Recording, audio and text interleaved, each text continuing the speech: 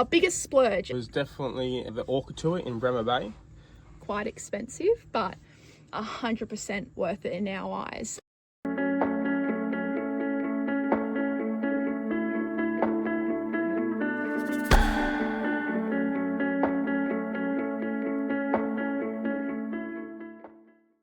Big Lap Bible, my name's Hannah. And I'm Adam. And we're from Sandy_Oz Adventure. We from the Central Coast, New South Wales. And we left for our lap on the 25th of November 2024 and don't see it stopping anytime soon. We've already been travelling for about 6 months now and we just feel like we've barely seen anything, so we just want to make sure that we can do a lot, so we don't really want to end the trip in any sort of way. Why did we decide to do the lap? We decided purely just because we were so sick of doing the daily grind and the hustle and just getting stuck in routine and just following what everyone else was kind of doing. We just felt like we needed to do a little bit of a change and get out of that repetitive life of work and just have a bit more life balance instead of just work. Enjoy it while we're young, kind of a thing. And 100%, because we see a lot of people that do it when they're older and it's just not for us. I don't really want to wait that long to and they've always travel. said we wish we did it younger, so we're glad we've taken the leap and we're doing it, and there's no looking back now. We've really stuck into it. And what was life like before the big lap?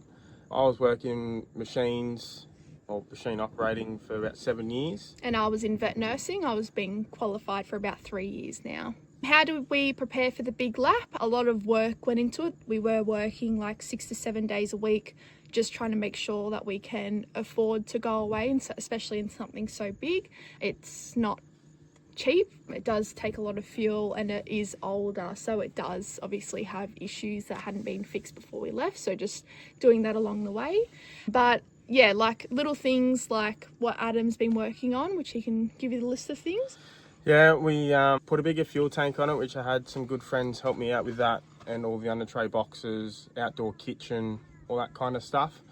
I went through and gave the truck a complete service, gave everything a good once over, and just prepared myself as much as I could. I've got a few spare parts and the likes, as everyone should do.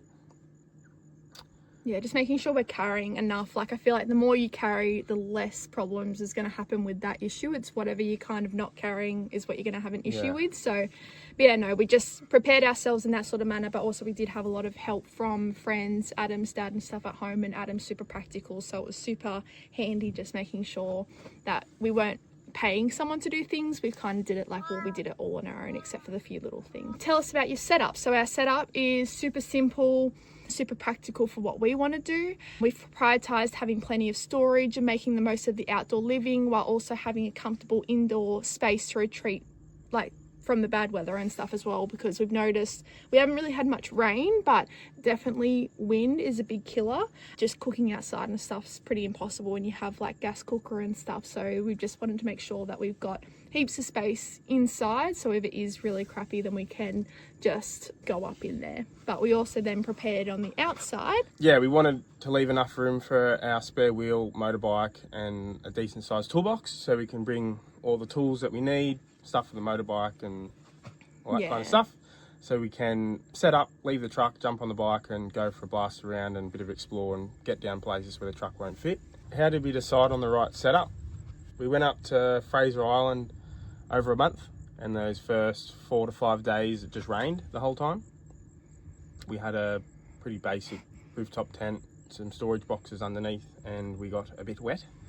It just wasn't practical. Like, it is good for, well, what we think is a short period of time. Like, we did survive, but just, it's not very nice getting into bed or just having a little space that you can only hang out in and stuff like that. And we also didn't have the motorbike and stuff at the time, so it's not like we can then ride somewhere and get out of the shelter and stuff. Like, we always have to try and find somewhere big enough to park the truck and stuff. So we just thought, that's it. If we're doing it properly. We're not gonna just do half a job and kind of do like a rooftop tent and stuff like that. We wanted to do a proper camper and stuff like that, so that's what we've done.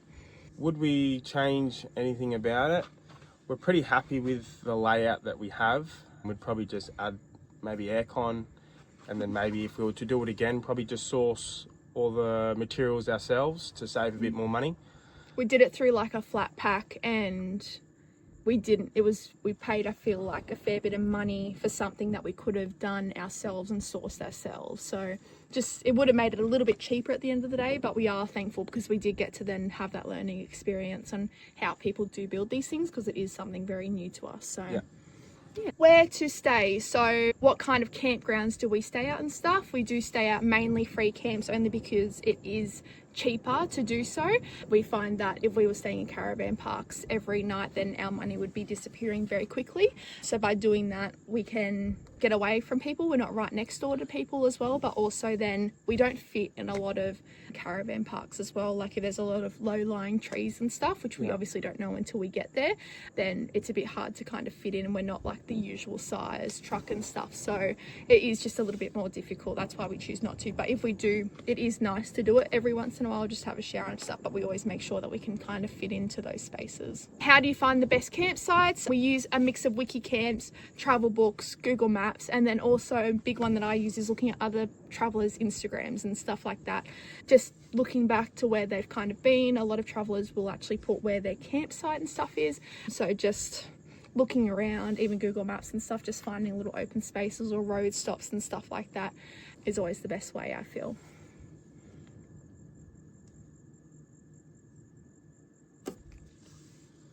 Favourite camp spots so far? Definitely Rapid Bay in South Australia, just south of Adelaide. We loved it there. We did have really good weather though. I think if you didn't have the nicest weather, it probably wouldn't be the best, but everything was just so stunning about it. You've just got these grey cliffs that go into this beautiful crystal blue water. But in saying that, we have had a lot of spots that especially up the west coast, that we love. So it's not just one spot on the west coast, it just varies depending on kind of where you are and stuff. But and the weather really does make it or break it on where you are. So sometimes you can't always think a place is bad just because the weather's bad. Exactly right. Like we've had so many photos and stuff where we're like, oh my god, this place looks so nice to stay at, and then we get there and it's awful. So yeah, just go with what the weather's doing and you'll be fine. Top advice about camping: don't stress if you can't find the perfect spot. You'll always find something at the end of the day. It always works out. You're never not going to be left without a camp, even if it is just like a roadside stop or somewhere not pretty and stuff like that. It is what it is at most of the time. Like you're never going to find like the most perfect campsite, especially free camping. It's not always in the best spots. So you just got to kind of take it as it is and just be like, well, it is what it is. Yep. We are here and we'll find a better spot either tomorrow, or you move on to northwest, wherever you're going, and there's always going to be nicer spots. So just put that into perspective. Realities of van life. What's your favourite thing about travelling? For us, definitely waking up every day not having a real plan on what we're doing.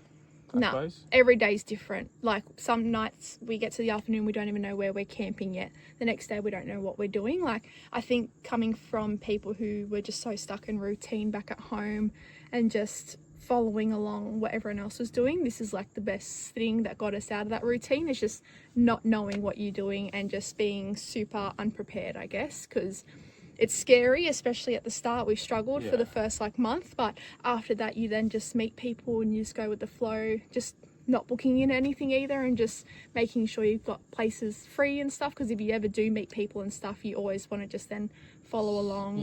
And have those nights free where you got no bookings, that you can stay longer with them, because sometimes you might not know you're running into people and they might meet them and they're your people and you want to spend a bit more time with them. Yeah. Is van life everything we thought it was going to be? Not exactly. I mean, you always see videos and stuff like that of it just being very glamorized. It isn't. It can be quite stressful. Especially when the truck breaks down or things give out. Yeah, exactly. Like I said, doing, I don't know, we've probably done 15,000 Ks, so stuff's bound to give way and break and whatnot, and definitely keeps you on your toes. And yeah, you have a lot of stressful moments, but then we just think past, because then we look back now and be like, well, it definitely wasn't the worst thing that could happen, and we got through that, so I'm pretty sure we could kind of get through anything. So just remembering that there's always going to be like bad situations and stuff, but the good things always outweigh the bad situations. Definitely. So just hang on, just keep doing it. You do eventually get used to it, and just try to make the most of everything, really. What's something you couldn't live without? And that would have to be our 45 litre freezer. Absolutely unreal. Saves us having to go to the shops every week We can stock it up with meat and get pretty well a month out of that. Yeah, which is definitely helpful when you want to do those longer remote trips. It just leaves more space in our, we're 85 litre upright fridge too. It just leaves heaps more space for that sort of stuff. Yeah, just love our freezer, but we also do love having the boat is a must. Yeah, the boat, definitely. I mean, we're right into fishing and stuff like that. So fishing, but even just getting out in the water is just so nice. We've both grown up with boats and stuff, so we love that sort of stuff. And my thing would definitely be my drone and my camera. I want to make sure that I get enough footage and stuff to be able to create books and stuff like that for when we grow up. So just capturing the memories before we forget everything. What's the biggest downside? Definitely being away from family and siblings and that kind of stuff. We're both from very big families, so yeah, Yep. definitely being away from all of them. But in saying that, we have met so many people on the road, and we've got our little travel family. Like, you definitely do feel quite lonely at the start, especially when you're not with people and stuff, but it is so nice then meeting same like-minded people that are doing the exact same thing. Everyone just gets along so easy. Traveling with them, then you can separate from them, then you might reunite with them again. Like, it's just the weirdest thing, but Yeah, definitely makes life easier when you have people you can meet up with, and once you start to get a bit lonely and whatnot, just makes you feel like you're at home still, and you've got those mates there and friends that you can have a good laugh with and enjoy life on the road. Yeah. All right, so big lap budget. This is, we get asked this question a fair bit, purely because we do use about 32 litres to the 100 in the truck. So it is very expensive in that way. So we do try to cut down costs around that as well. So we'll go into that. So what's your financial plan? We budgeted about 40K for food, fuel, activities, stuff like that. Yeah. Adam then put aside 15K for truck, maybe some fishing stuff as well. We do use both accounts, but that is the main source of income for that sort of stuff if anything big kind of happens. So he's got that money set aside for that. And then I had 10K put away for my house bills. I do like our phone bill, Starlink, and then also health insurance too. So we've got kind of separate money that we both kind of use, and then our main money just so we could last a little bit longer, which would have gotten us about a year, but we do want to then stop and work in a different state as well. So we're able to do that so we're going to be stopping up, working for a little bit, and then next year we'll continue on with our lap. Yep. How do we afford to travel? We had to cut back on a lot of our luxuries. Yeah. We loved eating out at home. That was like a big thing, just trying to escape the madness of like houses and stuff. So just eating out, going out for dinners and stuff like that, we just loved. Also soft drinks, all that sort of stuff. Yeah. We just try to cut back right on that. Just buying kind of like the essentials and stuff like that. Obviously it's good to treat yourselves. Every once in a while. Yeah, exactly. So we do go to like bakeries and pubs and stuff, especially when you're with people and you're socialising. And you don't want to be the people that say you can't do it because it's not in the budget. I just much rather just do it and go have a good time. And then work out later on where you can cut costs to come back up Yeah. to roughly your budget. That's what we've done a lot. We've done a lot of things that we probably thought we'd never do, but we're glad we did. Yeah. And then we just cut back. A few weeks after and just make sure that we're not like we kind of then become stingers a little bit and just bring our costs back down. But at the end of the day, we are stopping to work, so we're not as worried. Yeah. If we were to work on the road, what we would do, we have already had a job in Donnybrook. We were working on an avocado farm. So Adam's originally from lives on an avocado farm. So I was just doing maintenance stuff like mowing and all that sort of stuff, and Adam was then building fences and stuff. But yeah, just doing a bit of welding and driving some tractors around and just sorting stuff out with the farm owner and giving him a hand where we could. yeah, so we're open to do anything, but I'm very excited to get back into vet nursing. And Adam I think you would like to get back into still probably get back into machines, but hopefully doing something a little bit different to what I have been doing, which is just civil and subdivisions. Wouldn't mind getting into the port at Geraldton just to change it up a bit and learn some new skills and yeah. Alright, so how much do we spend a week? So we do about $750 a week. Obviously it does change, like I said, depending on if you're with people, when you're by yourself, what activities and stuff you've got booked in. But $750 is like our sort of main goal, broken down into food's roughly $200 maybe a week, fuel's $300, activities eating out's about $100, and then bills is around $150 a week. So yeah. And we limit ourselves to just $300 in fuel a week, and if that means we have to park up somewhere for a few extra days to get into the next week. That's what we do. Just saves us blowing through our budget and Yeah. trying to rush through it. Especially when it's super expensive. Yeah, so. and we got time to travel and enjoy it, so no point rushing. How do we save money while traveling? We shop at Aldi. Aldi is our biggest savior with that sort of stuff. It's just, we find it so much cheaper. We could do like a $500 shop at Woolworths, yeah. and it's a $200 shop at Aldi. Yes, it might not have all the things, but we get all the necessities and stuff from there. We also just do like simple dinners, not splurging out and stuff as well. Just making sure we don't go to the shops hungry as well, because I feel like we always then attend to like, oh, we'll just go get lunch out and stuff, but always feed yourself before you go to the shops. Otherwise you'll definitely be buying a lot more than what you've got. So our biggest splurge, and what was it worth it, was definitely the Orca tour in Bremer Bay. It was rough. I think it was $400 a head, so yes, quite expensive, but 100% worth it in our eyes. We do get seasick as well, so we did make sure we took heaps of quells and anti-nausea and stuff before we went on the boat, and it helped significantly. We both didn't get sick, but a lot of people were sick.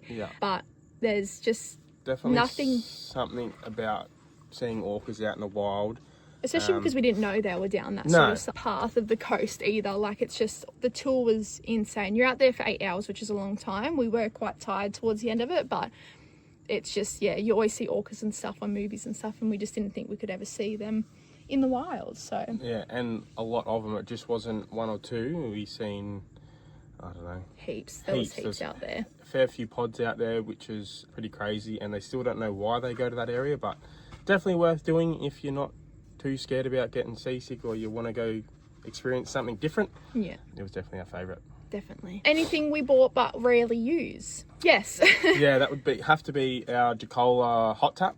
We've probably used it maybe 2 or 3 times in the whole 6 months. Yeah. It's a hassle to set up, and most of the time it's hot if you're chasing the right weather. So we just prefer to have a cold rinse off and not worry too much about a hot shower. Yeah. And we're always in swimmers and stuff anyway, so just getting a rinse off when you get out of the ocean and stuff, it's just much easier, and we're saving a lot more water by doing that too. Instead of lasting us maybe a week or two, we can probably do around 3 weeks. So just depending on what everyone else likes, but we don't need a hot shower every night, so we just prefer not to use it.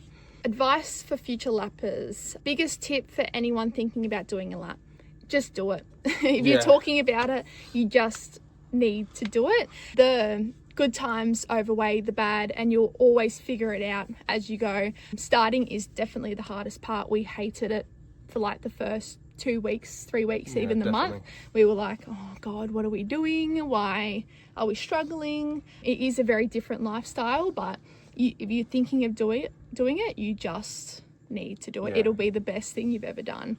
Like, we only planned for 12 months, like we said earlier on, but we're definitely gonna stick at it and keep doing it, because you only get one shot at life, and we might as well do it while we're young, and we can do it when we're older too. That's the thing. Like, we're doing it while we're young, doing it when we're older, and we can always fly home. Like, it's not like we're kind of overseas in a foreign country. We're in Australia, we speak the language, where like we can easily get home if we needed to. So we're just so grateful to be doing it, especially this age. We are the youngest that we've kind of met along the road, so just very grateful, and we just convince everyone to do it. We just can't get enough of it. So but mostly just get out, do it, have fun, don't get stuck in the work balance, like working stage and stuff like that, like we did. So thank you for joining us. Thank you.